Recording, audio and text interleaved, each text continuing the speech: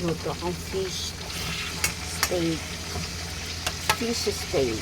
Fish steak.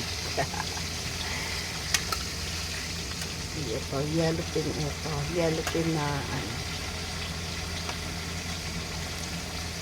Masarap sanang sabawan to, pero yung sobrang mahal ng mga gulay ay aaray ka talaga.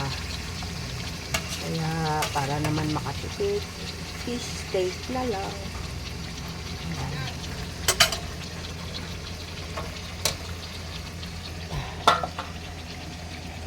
Ito yung binabadang ko ng kalamansi. Binabadang kalamansi.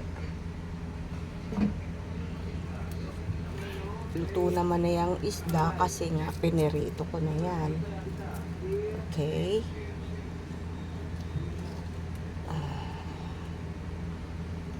Kunting kulo na lang yan.